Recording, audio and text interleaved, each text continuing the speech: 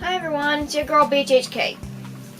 And if you guys could think of a better intro for me, that'd be great. I don't know what, I don't know. I don't know. Okay, so today I'm going to talk about my septum piercing. So yesterday it has been like exactly 1 week since I've had this pierced. I'll give you a close-up. So yeah, it's like, so I've seen it's like pretty straight and everything, so it's pierced to the sweet spot, so I haven't had to deal with any problems. Brian Barbie here on YouTube, when she got her septum pierced the first time, she had thought it was pierced through the sweet spot, and she thought that her sweet spot was low, but it was pierced through the freaking cartilage at the bottom of her nose. And she was saying it was painful. The piercing itself was quite painful. She flinched a bit, and yeah, it was not good. She was taking ibuprofen and just having to deal with things that shouldn't have to be dealt with the septum piercing. So I got a video on my channel of getting this done, in case you didn't know. But the initial piercing itself, my piercers told me that it would probably be, the clamps would be quite bad. However, I hardly felt the clamps, didn't hurt at all. And the piercing itself, I don't really remember feeling much of anything. So I could probably honestly say that it was a pretty painless piercing. And yeah, it was definitely not. My nostril was 10 times worse, probably. Oh, and by the way, Mom got her doff pierced the same. Yeah, so I got my septum pierced, and then Mom got her doff pierced. It's to help with migraines, headaches, yada yada yada. But back to the point. Anyway, so it's been a week, and so the first few days sucked a bit. It's not that bad. It's just a little bit. It's a little bit tender, and if you touch it, or like mine likes to, like if I lean my head back, I can feel it like resting on my upper lip or something like that, and then I can move it. Like it shifts back and forth. So the worst part about that is it really tickles. Like, if that is like the number one thing that has been the most irritating about this piercing so far, is the itchy nose. Like, I keep shifting and moving around, and my nose keeps itching, and it's hard for me to scratch it, of course. Like, it's itching now. Like, when I do this, it itches everything. It's pretty annoying. And yeah, itchy nose. And yeah, like I think the first few days, I think I was getting like crusties or something around like the area, the piercing or something, because I get like be washing my face in the shower, and I'd be touching the side of my nose, and it just feels like somebody's stabbing me with a pin or something. And I think it's because I'm getting crusties inside the fistula or something. So that was a nightmare. In the piercing video, our piercer said that if you get crusties in there, it's really, really painful. So yeah, said not to move it until you get your soap and water, your cleaner on there or whatever. I don't use soap and water. I've just been using saline soaks, sea salt soaks, which is 1/4 teaspoon of sea salt, non-iodized sea salt to 1 cup of water. Make sure it's clean, of course. Yeah, our studio recommends soap and water, sometimes antibiotic ointment. However, I don't recommend that. The only things for cleaning that I recommend would be sea salt, soaks, and emu oil, and sometimes even tea tree oil, depending on the situation. I've been putting tea tree oil in my saline soaks at night to keep my nose. It's good because it's antiseptic, and it might prevent bumps or something, if that's even a thing with septum piercings, which I don't think it should be, since it's just skin. Unless you get pierced with the cartilage, then that might be a problem. I don't know, but I was reading about it on painfulpleasures.com. I know the name sounds weird, but it is. You can just go check it out. But they said you can put 2 to 3 drops of tea tree oil in your saline solution. It's just it's extra antimicrobial and moisturizing. So that's what I've been using at night. I think I've been doing that for, yeah, I don't know when I started doing it, but no bother.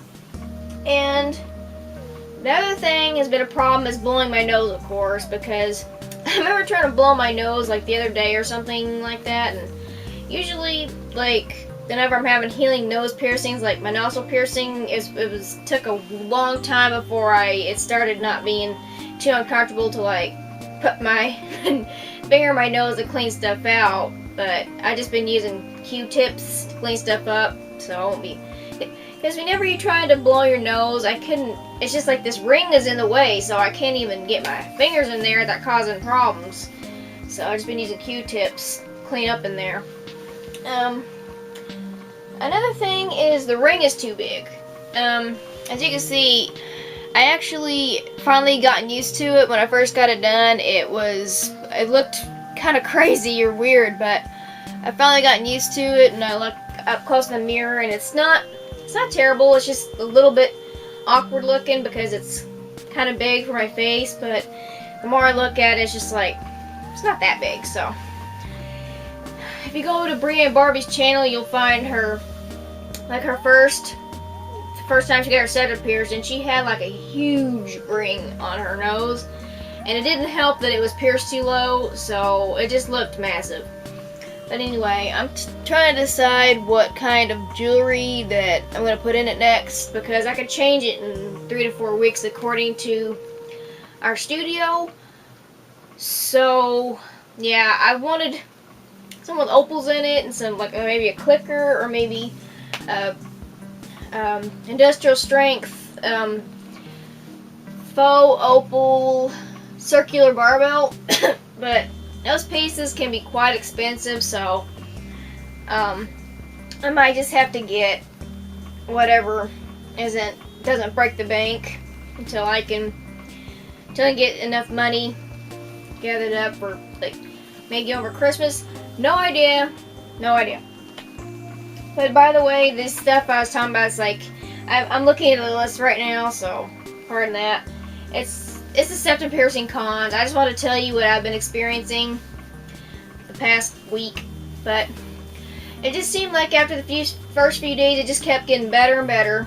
And now I can shift it a little bit, and it's not too bad sore unless I'm moving it around too much, or like if I press on the bottom of my nose, it feels a little tender.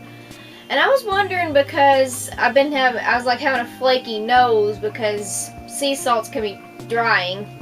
And by the way, if your sea salt soaks are giving you dry skin, you can decrease the amount to 1/8 of a teaspoon, which is basically half of a quarter of a teaspoon. So you can use that much if you're getting dried up.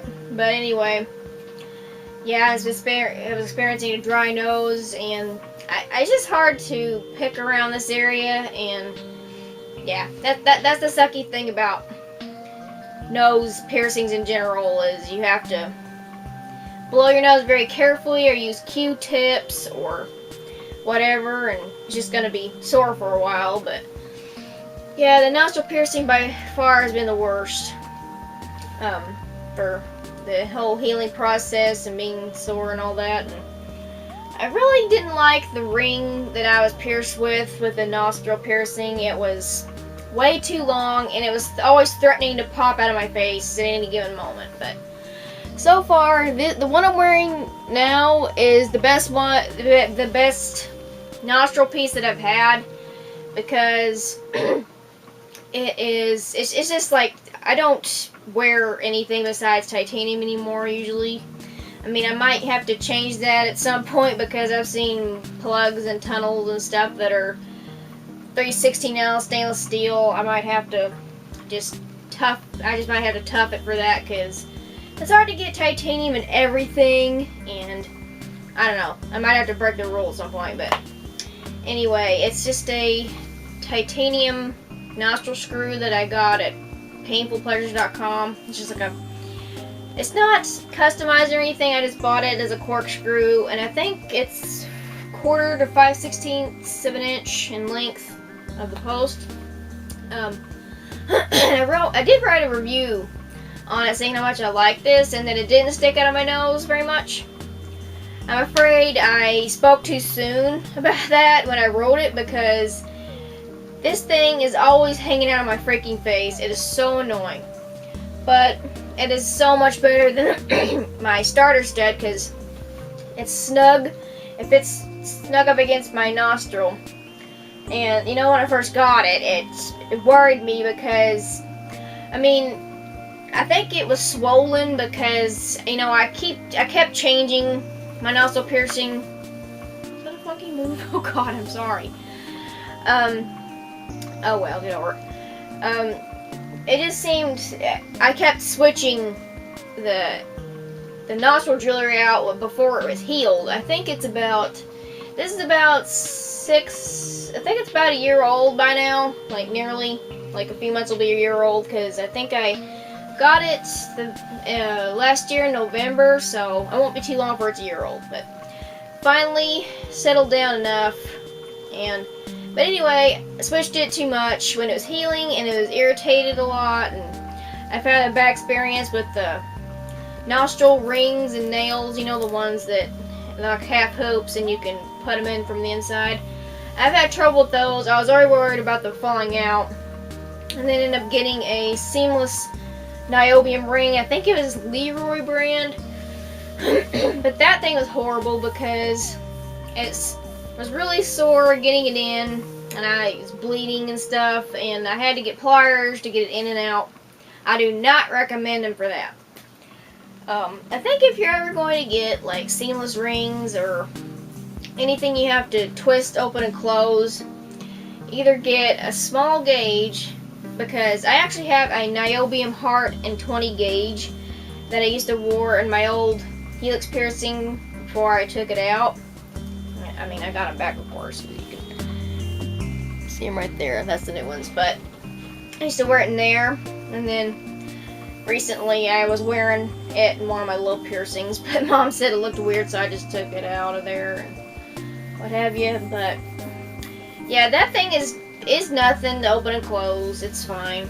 It's 20 gauge, and believe it or not, I guess 18 gauge is different. It's a little bit thicker, and it might have something to do with the diameter of the ring, because the heart is 3/8 in diameter, and I mean, it's kind of weird because of the heart shape, but the seamless ring, that's 18 gauge, was 5/16 inch, because that's what fits in my nose.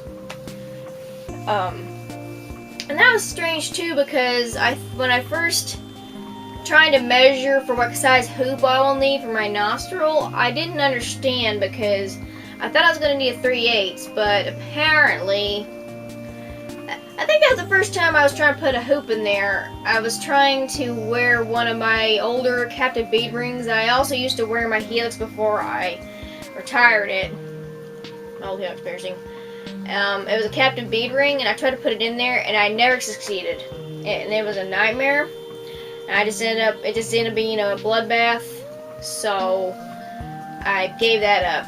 So I've had a little bit of trauma with this thing, but it's okay now, and finally found a stud that works for me for the most part, even though sometimes it can be a bit annoying and sore and, hard to clean, but yeah, it's the best one I've had yet, so can't complain too much, I don't guess. So I think that's everything. If you have any questions, feel free to leave them in the comment section down below, and whatever, and If you just want to comment anything else, you're welcome to do so as well. Just no negativity, please. And remember, be happy, be healthy, be kind, and never give up. And if I forgot anything, as always, I will leave them in the description box or maybe in the comment section, somewhere down there. Okay, so I love you guys, and be happy, and yeah, I'll see you in my next video. Mwah!